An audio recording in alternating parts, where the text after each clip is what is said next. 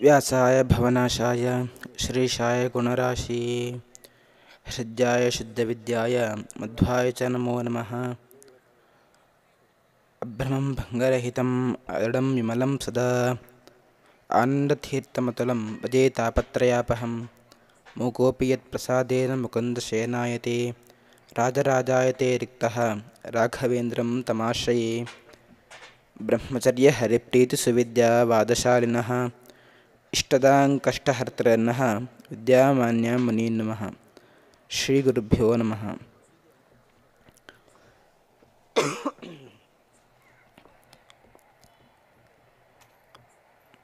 ಮಹಾಭಾರತದಲ್ಲಿ ಬರುವಂತಹ ಆ ಜರತ್ಕಾರು ಎಂಬಂತಹ ಋಷಿಯ ಕಥೆಯನ್ನು ನಾವು ನೋಡುತ್ತಿದ್ದೆವು. ನಮ್ಮ ಈಗಿನ ಕಾಲಕ್ಕೆ ಮುಖ್ಯವಾಗಿ ಬೇಕಿರುವಂಥ ಒಂದು ಅಪೂರ್ವವಾದಂತಹ ಸಂದೇಶ ಕೊಡುವಂತಹ ಒಂದು ಚರಿತ್ರೆ. ಕಲಿಯುಗದ ಈ ಕಾಲದಲ್ಲಿ ಪ್ರಾಯ ಎಲ್ಲರ ಮನಸ್ಸಲ್ಲಿ ಇರುವಂತಹ ಒಂದು ಸ್ಥಿತಿಯನ್ನು ನೋಡಬೇಕಾದರೆ ತಮಗೆ ಮದುವೆ ಬೇಡ, ಹಾಗೆಯೇ ಒಂದು ಮಕ್ಕಳು ಸಾಕು ಅಂತ ಹೇಳುವವರು. ಆದರೆ ಆಗೋದು ಬೇಡ ಈ ರೀತಿ. ಆದರೂ ಒಂದು ವೇಳೆ ಆ ಬಂದಂತಹ ಒಂದು ಮಗ ಅಥವಾ ಮಗು ಬಂದದ್ದು ಹೋದರೆ ಮುಂದೆ ನಮ್ಮ ಕಥೆ ಏನು ಎಂಬುದನ್ನು ನಮಗೆ ಈ ಜರತ್ಕಾರುವಿನ ಕಥೆ ನಮಗೆ ತಿಳಿಸ್ತಾ ಉಂಟು. ಅಂದರೆ ಜರತ್ಕಾರುವಿನ ಸ್ಥಿತಿ ಹಾಗೆ ಉಂಟು. ಅವನ ಇಡೀ ಪರಂಪರೆಗೆ ಅವನು ಒಬ್ಬನೇ ಉಳಿದವನು. ಅವನು ಒಂದು ವೇಳೆ ಸತ್ತು ಹೋದರೆ ಮುಂದೆ ಅವರ ಆ ಪರಂಪರೆ ಮುಂದುವರಿಕೆ ಸಾಧ್ಯನೇ ಇಲ್ಲ. ಆದ್ದರಿಂದಾಗಿ ಅವರ ಇಡೀ ಆ ಪರಂಪರೆನೇ ಅಲ್ಲಿರುವಂತಹ ಪ್ರತಿಯೊಬ್ಬ ಪಿತೃಗಳೂ ಕೂಡ ಅಧಃಪತನವನ್ನು ಹೊಂದುವಂತಹ ಸ್ಥಿತಿಯಲ್ಲಿ ಇದ್ದಾರೆ. ಈ ದೃಶ್ಯವನ್ನು ಆ ಜರತ್ಕಾರು ನೋಡಿದಾಗ ಕೊನೆಗೆ ಅವನಿಗೆ ಕರುಣೆಯಿಂದಾಗಿ, ಅಂದರೆ ತನ್ನ ಮೇಲೆ ಎಷ್ಟು ಜವಾಬ್ದಾರಿ ಉಂಟು ಅಂತ ತಿಳ್ಕೊಳ್ತಾನೆ. ನಾವು ನಮಗೆ ಇಷ್ಟ ಬಂದಾಗ ಇದ್ದರೆ ಏನು ಸ್ಥಿತಿ, ಎಂತಹ ಸ್ಥಿತಿ ಆಗ್ತದೆ ಎಂಬುದನ್ನು ಈ ಜರತ್ಕಾರನ ಕಥೆ ಹೇಳ್ತಾ ಉಂಟು. ಅವನ ಉದ್ದೇಶ ತಾನು ವಿವಾಹವಾಗುವುದಿಲ್ಲ ಎಂಬುದಾಗಿ. ಆಗದಿದ್ದರೆ ತನ್ನ ಇಡೀ ಆ ಪೂರ್ವದ ಎಲ್ಲರೂ ಕೂಡ ತಾವು ಕೆಳಗಿನ ಲೋಕವನ್ನು ಹೊಂದಿಬಿಡುತ್ತಾರೆ, ಅವರಿಗೆ ಸದ್ಗತಿ ಆಗೋದಿಲ್ಲ.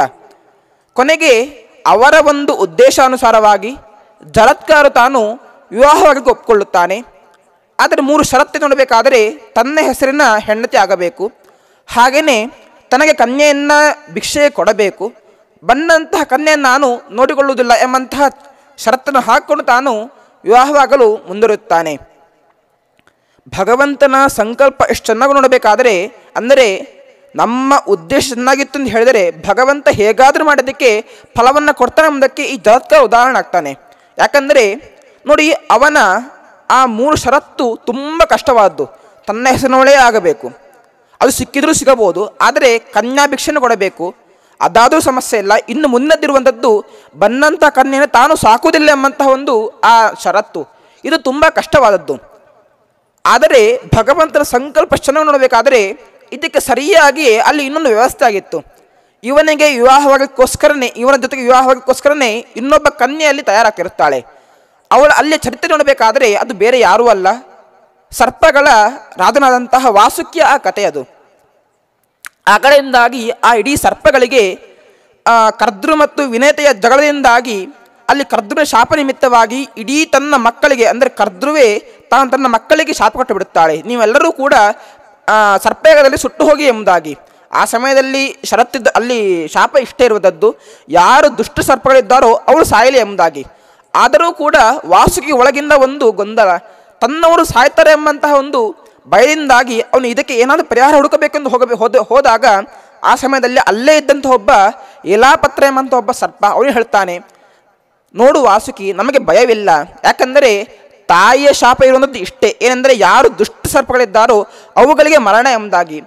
ಅದರಲ್ಲೂ ಮತ್ತೆ ಪುನಃ ಅಲ್ಲಿ ಇನ್ನೊಂದು ವಿಚಾರ ನೋಡಬೇಕಾದರೆ ತನ್ನ ತಂಗಿ, ಅಂದರೆ ಆ ವಾಸುಕಿಯ ತಂಗಿ ಹೆಸರು ಕೂಡ ಸ್ವತಃ ಜರತ್ಕಾರವಾಗಿರ್ತದೆ. ಅದರಿಂದಾಗಿ ತನ್ನ ತಂಗಿಯಲ್ಲಿ ಹುಟ್ಟುವಂತಹ ಒಬ್ಬ ಒಳ್ಳೆಯ ಮುನಿಪುತ್ರ, ಅವನಿಂದಾಗಿ ನಮ್ಮ ಸರ್ಪಗಳಿಗೆ ರಕ್ಷಣೆ ಸಿಗುತ್ತದೆ ಎಂಬಂಥ ವಿಚಾರವನ್ನು ಆ ಏಲಾಪತ್ರೆ ಆ ಸರ್ಪ ತಾನು ನೆನಪು ಮಾಡುತ್ತಾನೆ.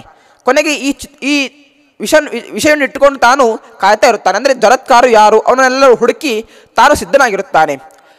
ಹಿಂದೆ ನಾವು ನೋಡಬೇಕಾದರೆ ಜರತ್ಕಾರು ತನ್ನ ಪಿತೃಗಳ ಹತ್ರ ಮಾತನಾಡಿ ಕಾಡಿಗೆ ಹೋಗಿ ಕನ್ಯೆಯನ್ನು ಕೊಡಿ ಎಂಬುದಾಗಿ ತಾನು 3 ಬಾರಿ ಹೇಳಿದಾಗ ಹೇಳುವಂಥ ದೃಶ್ಯ ನಾವು ನೋಡಿದ್ದೆವು. ಈ ಸಮಯಕ್ಕೆ ಸರಿಯಾಗಿ ವಾಸುಕಿ ತಾನು ಅಲ್ಲಿಗೆ ಬರುತ್ತಾನೆ. ಅಂದರೆ ಯಾವಾಗ ಜರತ್ಕಾರ ಹೇಳುತ್ತಾನೋ ಆವಾಗ ಆ ಸಮಯದಲ್ಲಿ ಈ ವಾಸುಕಿ ತನ್ನ ತಂಗಿಯನ್ನು ಕರೆದುಕೊಂಡು ನೇರವಾಗಿ ಜರತ್ಕಾರ ಬಳಿಗೆ ಬರುತ್ತಾನೆ.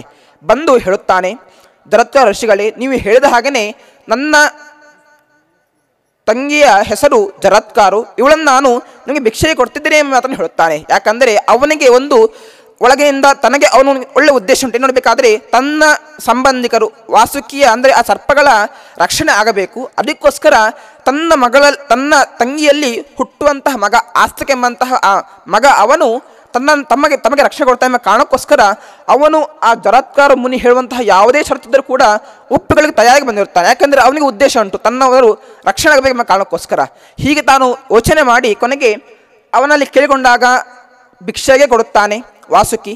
ಕೊನೆಗೆ ಜರತ್ಕಾರ ಹೇಳುತ್ತಾನೆ, ಹೆಸರು ಜರತ್ಕಾರೂ ಹೌದು, ಕನ್ಯೆ ಭಿಕ್ಷೆ ಕೊಟ್ಟಾಯಿತು, ಇನ್ನೊಂದು ಷರತ್ತು ನೋಡಬೇಕಾದರೆ ತಾನು ಇವಳನ್ನು ಸಾಕೋದಿಲ್ಲ ಎಂಬುದಾಗಿ. ಕೊನೆಗೆ ಅದಕ್ಕೂ ಒಪ್ಪಿಗೆ ಕೊಟ್ಟು ವಾಸುಕಿ ಅವಳನ್ನು ಸ್ವತಃ ತಾನು ಸಾಕುತ್ತಾನೆ. ವಿವಾಹವಾಯಿತು.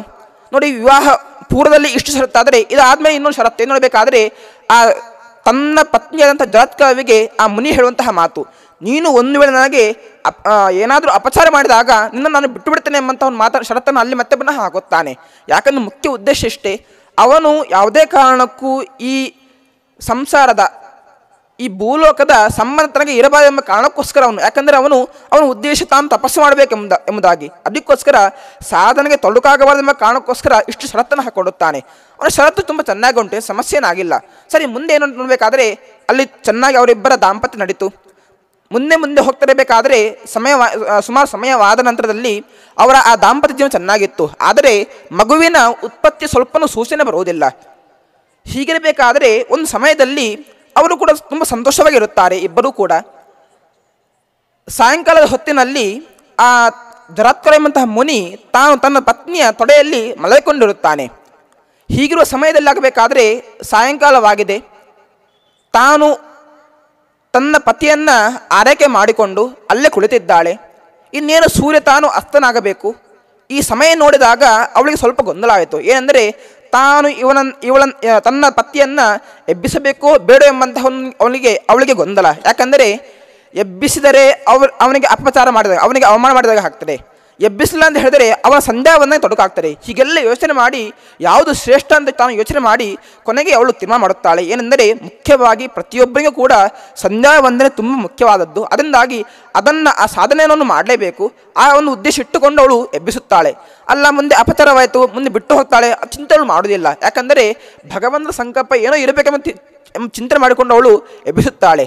ಎಬ್ಬಿಸಿದ ನಂತರದಲ್ಲಿ ಅವನು ಹೇಳುತ್ತಾನೆ, ನೀನು ನನಗೆ ಅಪಚಾರ ಮಾಡಿದ್ದೆ, ಅದರಿಂದಾಗಿ ನಾನು ಹೋಗುತ್ತೇನೆ ಎಂಬುದಾಗಿ ಹೇಳಿದಾಗ ಆ ಸಮಯದವಳು ಬೇಡಿಕೊಳ್ಳುತ್ತಾಳೆ. ತನಗೆ ಒಬ್ಬ ಪುತ್ರ ಬೇಕು ಕೇಳಿಕೊಂಡಾಗ ನಿನ್ನ ಹೊಟ್ಟೆಯಲ್ಲಿ ಒಬ್ಬ ಆಸ್ತಿಕ ಎಂಬಂಥ ಒಬ್ಬ ಮಗ ಹುಟ್ಟುತ್ತಾನೆ.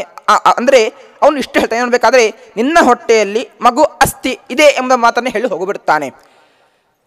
ಅವನು ಹೋಗಿದ್ದಾನೆ. ಈ ಕಡೆಯಿಂದ ಪುತ್ರ ಹುಟ್ಟುತ್ತಾನೆ. ಹುಟ್ಟಿದ ನಂತರದಲ್ಲಿ ಆ ಮಗುವಿಗೆ ಏನು ಹೆಸರು ನೋಡಬೇಕಾದ್ರೆ ಆಸ್ತಿಕ ಎಂಬ ಹೆಸರು ಅವನಿಗೆ ಬರುತ್ತೆ. ಯಾಕಂದರೆ ತನ್ನ ಪತಿ ಕೊನೆಗೆ ಹೇಳುವಂತಹ ಮಾತು ತತ್ರ ಅಸ್ಥಿ, ಅಂದರೆ ಅಸ್ಥಿ ಹೇಳಬೇಕಾದ್ರೆ ಮಗು ಹೊಟ್ಟೆಯಲ್ಲಿ ಉಂಟೆಂಬ ಕಾರಣಕ್ಕೋಸ್ಕರ ಅಸ್ಥಿ ಎಂಬ ಶಬ್ದ ಹೇಳೋದು. ಅದರಿಂದಾಗಿ ಆಸ್ತಿಕ ಎಂಬ ಶಬ್ದವನ್ನೇ ಹೆಸರು ಕೊಟ್ಟು ಆ ಹೆಸರಿಂದಾಗಿ ಅವನು ಪ್ರಸಿದ್ಧ ಆಗುತ್ತಾನೆ. ಮುಂದೆ ಆ ಜನಮೇಜಯನ ಸರ್ಪಯಾಗದಲ್ಲಿ ಬಂದು ತನ್ನ ಆ ಸರ್ಪಗಳಿಗೆ ರಕ್ಷಣೆ ಕೊಟ್ಟು ಅವರನ್ನು, ಅಂದರೆ ಮುಖ್ಯವಾಗಿ ದುಷ್ಟ ಸರ್ಪಗಳ ನಾಶ ಆದ ನಂತರದಲ್ಲಿ ಆಮೇಲೆ ಬಂದು ರಕ್ಷಣೆ ಕೊಡುತ್ತಾನೆ.